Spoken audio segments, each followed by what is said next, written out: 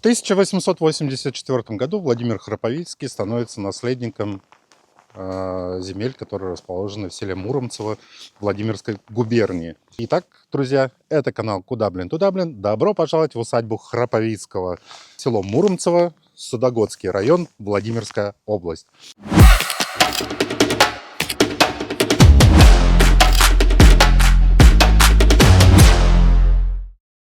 Усадьба шикарная. То, что вы сейчас видите на заднем фоне, это всего лишь скотный двор. Что такое скотный двор?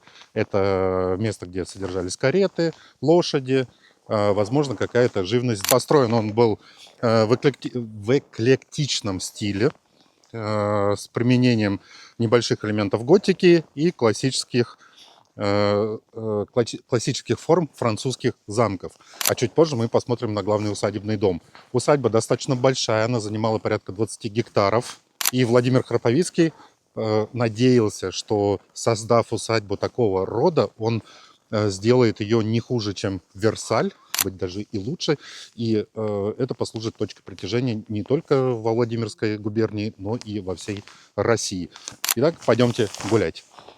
Здесь, да, кстати, с 2014, по-моему, года усадьба вошла в Судогодский филиал музея Владимира Суздальского музея-заповедника. И, насколько я знаю, Владимир Путин подписал постановление о восстановлении этой усадьбы, постановление о передаче усадьбы в ведение регионального правительства. А региональное правительство пообещало выделять от 50 до 100 миллионов ежегодно на восстановление и содержание этого прекрасного места. И надеюсь, что когда-нибудь его восстановят, и мы снова его увидим во всей красе. Идемте. А сегодня понедельник. Да? Открыто.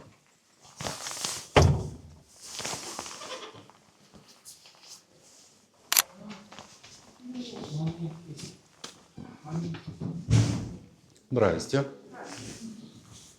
А где у вас сувениры? Вот. У вас есть монетки? Нет, монеток нету. А вы видео ведете? Что? Это себя. Нет, это блог. Господи, какое великолепие. Пойдемте смотреть главный усадебный дом. Я бы хотел жить как Владимир Храповицкий. Типа все выше и выше? Нет, нам все ниже и ниже. Ориентируясь вот на то, что это всего лишь скотный двор, то есть каретный, да, сарай, грубо говоря. Вот представьте себе, какой может быть главный усадебный дом. До него идти недалеко. Мы сейчас по этой дорожке, потом возьмем левее и через приусадебный парк попадем к главному дому. Кстати, если будете приезжать сюда летом, что я настоятельно рекомендую, возьмите средства от комаров, потому что они попытаются вас сожрать. Я уже совершал такую ошибку.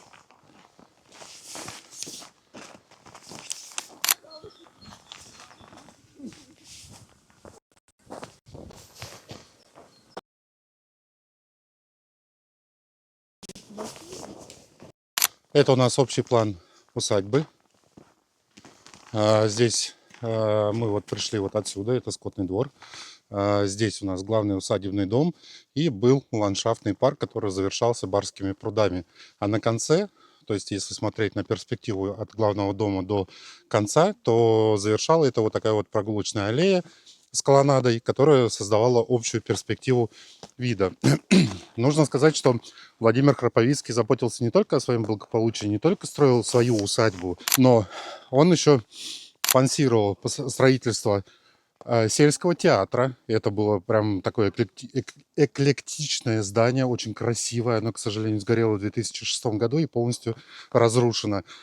Музыкальный павильон. Потом еще создавал здание конторы, церковь. И вообще он достаточно сильно и много вкладывал в развитие села Муромцево и Судогодского района в целом. Поэтому это вот такой хороший образец богатого человека, который дорожил не просто своим состоянием, но и пытался это состояние вложить в развитие людей, которые его окружают. А мы сейчас завернем с вами в усадебный парк пройдем наискосок и подойдем к главному дому. И там я уже вам расскажу про эту усадьбу, потому что это действительно один из уникальнейших образцов замкового строительства усадеб в России.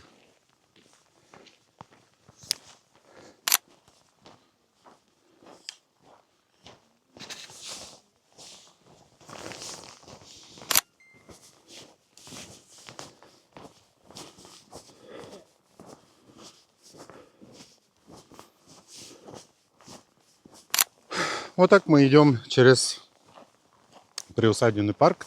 Впереди у нас уже вот виднеется главный усадебный дом. Что я могу сказать про главный усадебный дом?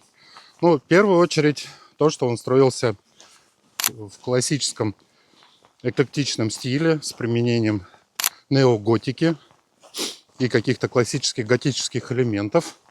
Главный усадебный дом, наверное, строился по классической архитектуре французских замковых домов, которые расположены в долине Луары. Вот. На момент строительства это был блестящий по своему архитектурному составлению или по своему архитектурному стилю, это был блестящий образец как раз таки неоготики и вот такого вот усадебного строительства. Помимо усадьбы, Владимир Храповицкий вкладывал в деньги вообще вместе со строительством усадьбы.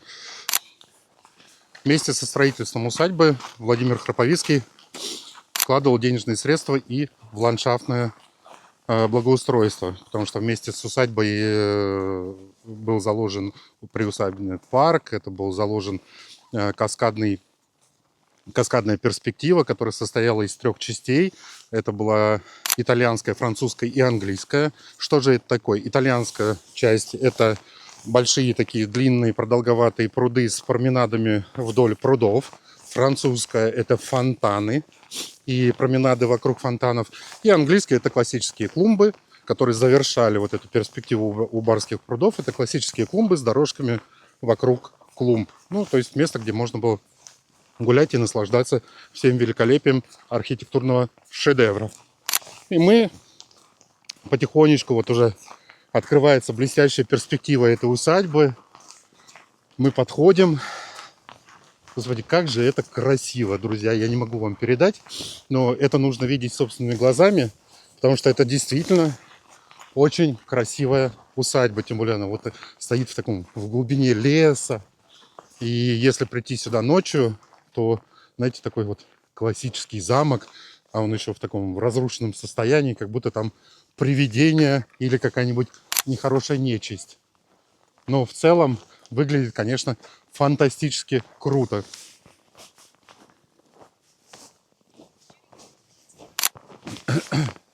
Это одно из моих самых любимых мест. Я когда увидел это самый первый раз, я прям офигел. Потому что приехали мы сюда уже вечером, был закат, было очень жарко, был закат, и вот открылась перспектива на вот этот замок. Я прям махнул, думаю, нифига себе, еще закат был вот там где-то, и лучи вот этого закатного солнца, такие вот такого красного цвета, они прям касались верхушек, думаю, ух ты, вот это прям по-настоящему классно. Здесь у нас главный усадебный дом, давайте вот отсюда начнем, вот это у нас главный усадебный дом. Вот где я стою, и вот это вот все вплоть вот до конца. Не знаю, друзья мои, если вы видите, вот завершается это все вот такой вот колоннадой небольшой. Это все был каскад мационов. Вот эта первая часть была итальянская, средняя часть была французская, и там уже возле прудов это была английская часть. Теперь давайте я вам немножко расскажу о самом главном усадебном доме. Итак, перед вами главный усадебный дом усадьбы Храповицкого в Муромцево. Если мы смотрим вот по правую руку от меня, вот я сейчас показываю так, да, по правую руку, мы не смотрим сейчас на левую часть, вот эту вот башню с такими башенками маленькими. По правую руку это был главный усадебный дом, который был построен в период с 1884 по 5 лет до 1889. Вот. А это был главный усадебный дом. Он был построен в классической такой французской манере замков долины Луары. Это эклектика, это готика, это большие, высокие, но при этом узкие окна. И выглядело это все по-настоящему красиво. Однако в 1902 году Владимир Храповицкий выделяет еще часть денежных средств и делают вот это по левую руку от меня, да, вот по левую руку вот эту вот пристройку с башней, с массивной такой башней, бойницами в 4 этажа. Так вот, образцом для этого строительства, а это уже классическое английское замкостроение, образцом для этой части дома послужил замок королевы, или на тот момент короля Великобритании, нет, королевы Великобритании Балморал, который расположен в Шотландии. Если открыть фотографии Балморала, то вы увидите, что как раз-таки там очень хорошо перекликается вот эта вот часть усадьбы Храповицкого и этого замка. Та же башня, те же маленькие башни, бойницы, наверху вот эти зубчики. Это все прям классическое английское замкостроение и классическая английская готика. Что касается самого Владимира Храповицкого, он очень любил эту усадьбу, он надеялся сделать из нее Версаль, он надеялся, что это действительно будет таким ярким образцом усадебного строительства, ландшафтного дизайна, и это привлечет внимание общественности. Отчасти у него это получилось, потому что усадьба гремела своим великолепием практически на всю Россию. Однако наступает 1917 год, Великая Октябрьская социалистическая революция, и начинается процесс национализации. Так вот, Владимир Храповицкий был одним из немногих помещиков, который не стал вывозить отсюда все добро. Он сделал полную опись своего имущества, оставляемого в усадьбе, начиная там от отделки стен, а, к слову сказать, здесь было больше 20, около 30 комнат, по-моему, 28 комнат, несколько ванных. Дом был оснащен по последнему слову техники, там был внутренний водопровод, паровое отопление, электричество, электрическое освещение. На тот момент это был шик моды, потому что электричество тогда было не везде, а уж внутренний водопровод это вообще, можно сказать, на грани фантастики. Так вот, каждая из этих комнат была отделана по принципу Екатерининского дворца в Царском Селе, то есть каждая комната была разного дизайна. Тут были и малахитовая комната, и янтарная комната, и деревянная, и китайская. В общем, они были все не похожи по своему дизайну и внутреннему убранству. Так вот, наступает 18-й год, Владимир Храповицкий делает полную опись этого имущества и передает местному совету рабочих и крестьян. А сам покидает Россию, уезжает в Германию, и в 1922 году он умирает в Висбадене, да, там он и захоронен. Уезжал он отсюда со словами, что я передаю вам наследство, которое послужит на благо общества. Но, к сожалению, мы видим усадьбу в том состоянии, в котором она дошла до наших дней.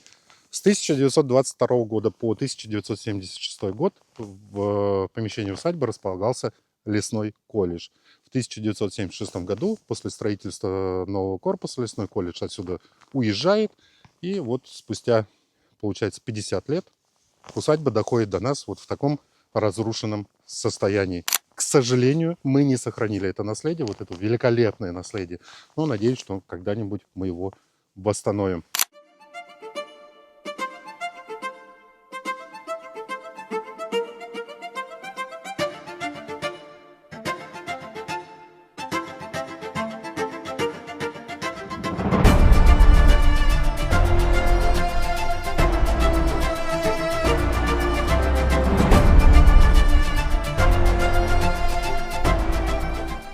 Это канал Кудаблин. Тудавлин. Сегодня мы в усадьбе Храповицкого, село Муромцево, Судогодский район, Владимирская область. Если вам зашел контент, ставьте лайки, подписывайтесь, пишите комментарии. Если я где-то ошибся, поправляйте меня. Я совершенно этого не стесняюсь, наоборот, только приветствую. Напоследок могу лишь сказать свою любимую фразу: берегите себя, и мы увидимся.